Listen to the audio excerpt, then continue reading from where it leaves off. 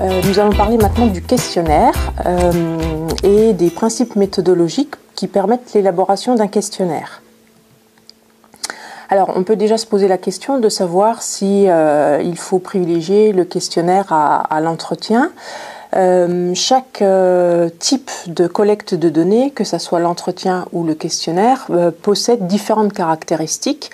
Le questionnaire, par exemple, va être plus précis, alors que l'entretien sera peut-être plus riche au niveau des informations collectées. Le questionnaire est un outil plus technique que l'entretien, qui va être un outil plus subtil, où on va collecter les opinions, les ressentis des individus. Le questionnaire est en général plus court en termes de passation que l'entretien, mais il est également plus ordonné que l'entretien, qui est en général moins structuré puisque les gens s'expriment plus ou moins librement dans l'entretien. Le questionnaire nécessite une passation standardisée, ce que ne nécessite pas forcément l'entretien, qui repose plutôt sur une passation individualisée. Le questionnaire permet d'interroger de nombreuses personnes, contrairement à l'entretien qui se resserre autour d'un nombre plus restreint de personnes interrogées. Et puis le questionnaire impose un certain nombre de questions qui sont standardisées, contrairement à l'entretien qui permet la plus libre expression des individus. Alors, quels sont les objectifs d'un questionnaire ? L'objectif principal d'un questionnaire est de travailler sur un grand nombre de données ou un grand nombre d'observations et peut viser différentes choses.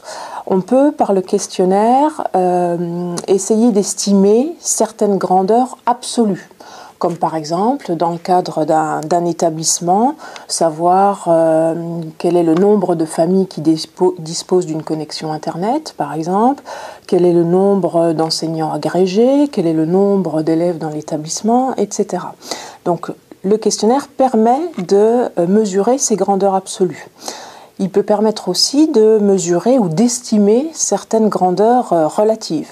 Par exemple, estimer un type d'individu au sein d'une population, par exemple le nombre d'élèves en classe de seconde par rapport à l'ensemble du nombre d'élèves de l'établissement. Un autre objectif du questionnaire peut être de décrire une population. Par exemple, parmi les élèves de première, quelles sont leurs caractéristiques sociales, comment ils se répartissent dans les différentes catégories sociales, quels sont leurs âges, comment se répartissent-ils dans les différentes filières proposées dans l'établissement. Ou bien le questionnaire permet de vérifier des hypothèses, notamment des hypothèses de recherche, et permet de vérifier le lien qui existe entre une, deux ou plusieurs variables. Par exemple, est-ce qu'il existe un lien entre la fréquence d'une pratique pédagogique chez les enseignants et leur formation initiale ?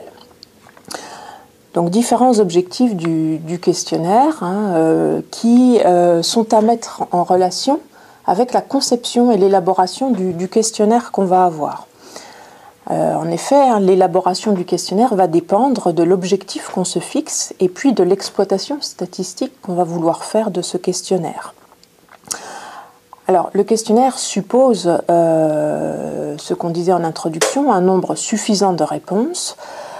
Le questionnaire suppose qu'il soit exactement le même pour tous les répondants. On ne peut pas modifier le questionnaire au cours de passation. Il suppose également de procéder à un pré-test pour être sûr que les questions soient bien comprises, pour mesurer la temporalité du questionnaire, pour être sûr que toutes les questions sont intéressantes à poser. Une question qui ne permettrait pas des réponses diversifiées serait une question inutile, par exemple. Et puis, il faut s'assurer de la constance dans les conditions de passation du questionnaire, c'est-à-dire que ce questionnaire doit être passé de la même façon pour tous les individus interrogés. Alors, si on entre un petit peu plus dans le détail d'élaboration d'un questionnaire, plusieurs règles doivent s'imposer aux concepteurs. On doit avoir à l'idée qu'il faut respecter un certain nombre de consignes pour avoir un questionnaire qui permette d'obtenir des réponses fiables et exploitables par la suite. Alors, dans les règles de base, on va distinguer 3 familles de règles qui peuvent servir à l'élaboration d'un questionnaire. Les premières règles reposent sur l'idée qu'il ne faut pas extérieurement imposer une façon de penser ou une problématique aux répondants. Par exemple, si on s'intéresse à l'évaluation des établissements scolaires, il ne faudrait pas que les répondants interrogés, que ce soit des chefs d'établissement, des enseignants, des familles, des élèves, aient l'impression que l'enquêteur a un avis sur l'évaluation des établissements scolaires, qu'il soit pour ou qu'il soit contre. Donc il va falloir faire attention à ne pas imposer un état d'esprit ou une problématique en respectant plusieurs consignes. La première est de faire attention à la forme des questions. Donc, par exemple, on ne peut pas formuler une question en disant aux gens 90% des chefs d'établissement sont pour l'évaluation des établissements scolaires et vous. D'accord ? Donc, il faut faire attention à la façon dont on va formuler la question. Deuxième consigne pour ne pas imposer l'établissement d'une façon de penser, il faut inclure une modalité sans opinion, c'est-à-dire permettre aux gens de rester neutres ou de ne pas se positionner sur tel ou tel aspect de la question. Il va falloir aussi être attentif au fait de proposer autant de modalités de réponse positives que de modalités de réponse négatives. Par exemple, si on demande aux chefs d'établissement ou aux enseignants s'ils sont pour ou contre l'évaluation de leur établissement, il faudra leur proposer plusieurs modalités. Oui, tout à fait, oui, pourquoi pas, je ne suis pas convaincu et non, je suis absolument contre. Donc bien veiller à un équilibre entre les modalités de réponse positives et les modalités de réponse négatives. Il faut aussi être vigilant par rapport à la tonalité des mots qu'on emploie pour ne pas imposer une façon de penser. Il y a des mots avec des connotations qui sont négatives et puis d'autres avec des connotations qui sont plutôt positives. Par exemple, les mots d'évaluation sont des mots qui peuvent faire peur, les mots de contrôle sont souvent connotés négativement. À l'inverse, certains mots sont connotés positivement, comme la bienveillance, comme les interactions, les relations. Donc faire attention à la tonalité des mots qu'on emploie pour formuler les questions. Une autre règle pour ne pas imposer une façon de penser, c'est permettre aux répondants d'avoir des doubles réponses, c'est-à-dire de ne pas forcément se positionner de façon tranchée sur une question donnée, mais lorsqu'on propose plusieurs modalités, d'avoir une ou deux possibilités de réponse. Et puis, enfin, pour ne pas imposer une façon de penser, essayer de ne pas hiérarchiser les modalités de réponse selon un ordre qu'on aurait préétabli et par rapport à une façon d'envisager les choses que l'enquêteur aurait. Si on prend l'exemple de l'évaluation des établissements scolaires, que le répondant n'ait pas l'impression que l'évaluation scolaire, par exemple, si on pose la question par quel acteur pensez-vous que l'évaluation de l'établissement doit être faite, qu'on n'ait pas une impression de hiérarchisation des acteurs proposés, les élèves, les enseignants, le chef d'établissement, les inspecteurs, etc. Donc voilà pour la première famille de règles de base qui vise à ne pas imposer une façon de penser aux répondants. Une deuxième famille de règles de base pour permettre d'élaborer des questionnaires qui permettent un traitement plus facile des réponses s'oriente plutôt autour de règles qui permettent de favoriser l'expression personnelle du répondant. Alors sans se situer dans le cadre des entretiens, on va par un certain nombre de techniques d'élaboration du questionnaire favoriser l'expression personnelle. Alors par exemple, on peut favoriser l'expression personnelle dans la façon de formuler les questions. Donc par exemple, être assez attentif aux mots introductifs des questions, ne pas commencer une question en disant aux gens « savez-vous que ?» voilà, mais plutôt faire appel à leur ressenti, leur façon de penser. Il faut aussi, pour favoriser l'expression personnelle, garantir aux répondants la protection et leur respect, c'est-à-dire bien rappeler dans l'introduction du questionnaire que les réponses seront anonymes. et que ce qui intéresse l'enquêteur, c'est de connaître le ressenti ou l'opinion sur, par exemple, l'évaluation des établissements scolaires, mais que ces opinions resteront confidentielles et seront codées, parce que l'enquêteur va établir une base de données où les noms éventuels des répondants vont disparaître et seront remplacés par des codes. De façon à favoriser l'expression personnelle, on peut aussi envisager une suite logique dans les questions ou bien trier les questions par catégorie. C'est-à-dire, par exemple, si on s'intéresse à l'évaluation des établissements scolaires, avoir une catégorisation des questions avec une première partie sur les caractéristiques de l'établissement, puis une deuxième partie sur les familles des élèves, une troisième partie sur l'évaluation à proprement parler de l'établissement scolaire. Donc essayer de classer ou de catégoriser les questions pour que le répondant sache dans quelle catégorisation il se trouve. On peut, lorsque des questions peuvent être déroutantes pour le répondant, les introduire et les contextualiser. Et enfin, faire attention dans les questions qu'on pose au répondant, que le répondant réponde bien pour lui-même et non pas pour un groupe de personnes qu'il représenterait.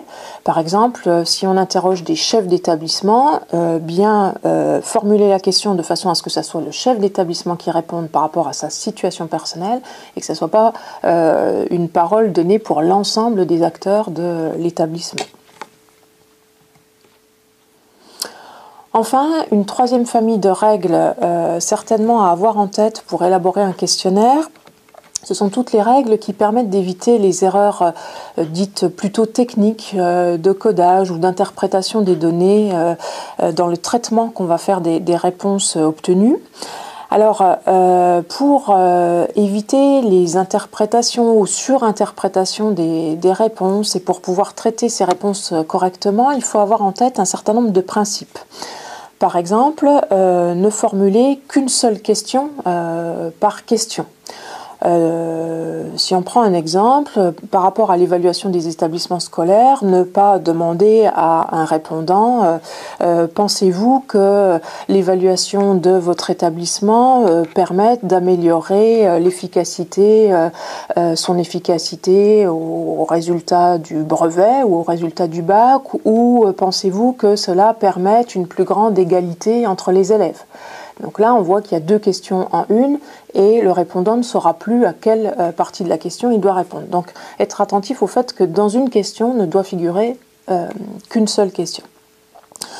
Lorsqu'on fait appel à la mémoire des interrogés ou à la mémoire des répondants, il faut faire attention à leur proposer des moyens de se rappeler. Par exemple, si on interroge les acteurs d'un établissement scolaire sur ce qui s'est passé il y a quelques mois ou plusieurs années dans l'établissement, il faut pouvoir leur proposer des modalités qui éventuellement leur rappellent, par exemple, les réformes qui étaient en cours ou les initiatives qui avaient été menées, et notamment quand on remonte de façon chronologique dans le temps.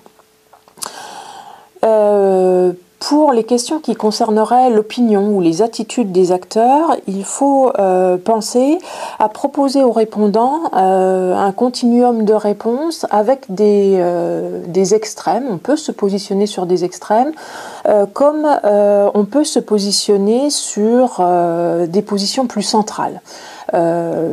Par exemple, si on demande l'avis sur l'évaluation des établissements aux acteurs de l'établissement, il faut que chacun puisse exprimer son positionnement, soit tout à fait opposé, soit tout à fait favorable, et il faut qu'on puisse aussi se positionner de façon plus centrale, qu'on ait une liberté de choix lorsqu'on exprime un avis. Dans les questions qu'on va formuler, il faut également éviter les négations ou les doubles négations, privilégier plutôt des questions de forme positive, c'est-à-dire ne pas commencer une question par dire aux gens « ne pensez-vous pas que ?» qui va forcément entraîner de la confusion chez le répondant, donc attention à l'utilisation des négations dans les questions. Un autre moyen d'éviter ou de tenter de mieux appréhender les réponses des enquêtés est de faire attention dans les questions qui font appel à des fréquences ou à des intensités, de proposer des modalités de réponses adaptées. Par exemple, si on prend l'évaluation des établissements scolaires, si on demande aux gens à quelle fréquence cette évaluation devrait avoir lieu, il est peut-être inutile de leur dire elle pourrait avoir lieu toutes les semaines ou tous les 2 jours, etc. pour proposer des fréquences plus adaptées. Elle pourrait être établie de façon trimestrielle, annuelle, mi-annuelle, etc. Dans les moyens qui sont à disposition également de l'enquêteur, de façon à minimiser les erreurs techniques, il faut utiliser les filtres avec modération.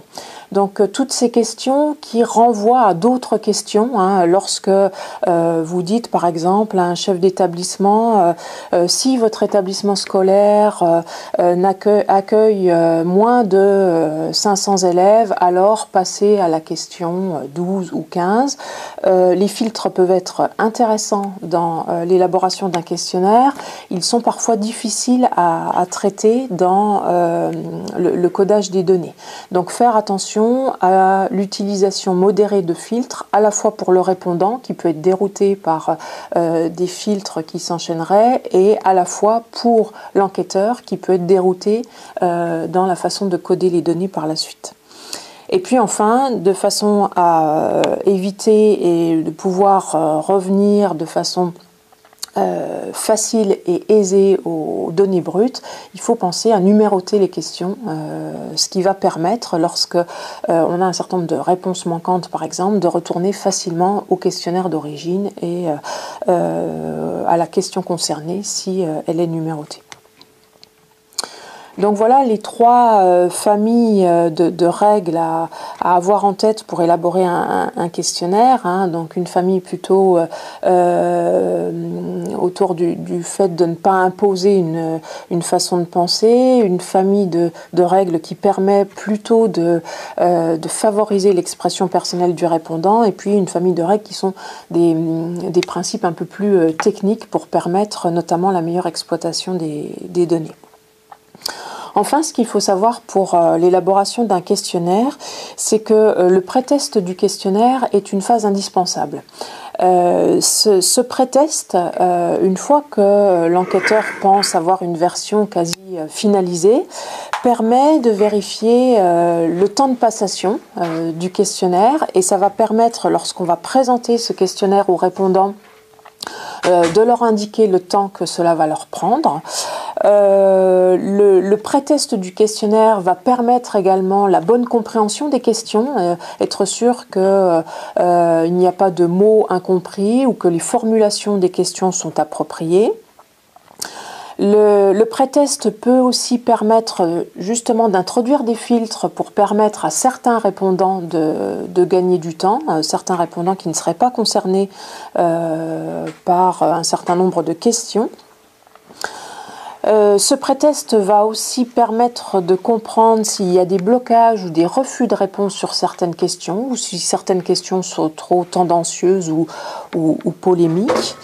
Il va également permettre de comprendre si certaines questions sont inutiles. Donc les questions inutiles sont souvent les questions pour lesquelles nous n'avons pas de variété dans les réponses obtenues.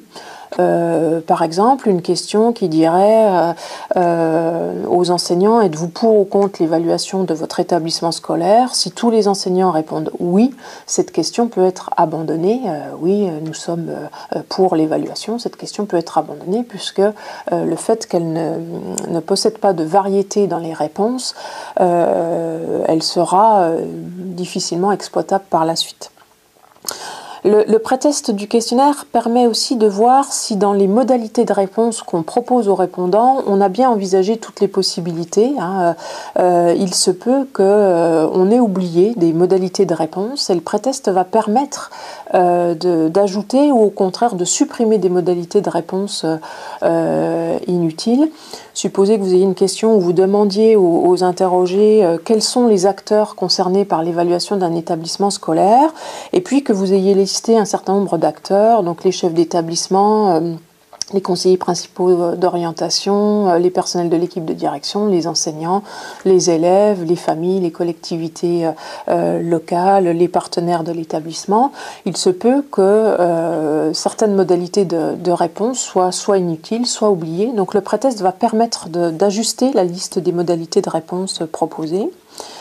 Le pré-test permet aussi de vérifier si l'ordre des questions paraît logique aux répondants. Et puis, il permet de vérifier si on a bien indiqué la façon de répondre à chacune des questions. La façon de répondre étant quand vous donnez aux répondants des indications en leur disant par exemple dans cette question vous devez cocher la réponse qui vous semble la plus pertinente ou vous devez barrer la modalité qui ne vous correspond pas, etc., etc. Donc ce pré-test du questionnaire, il est indispensable pour pouvoir par la suite corriger et proposer une version standardisée qui sera la même pour tous les répondants.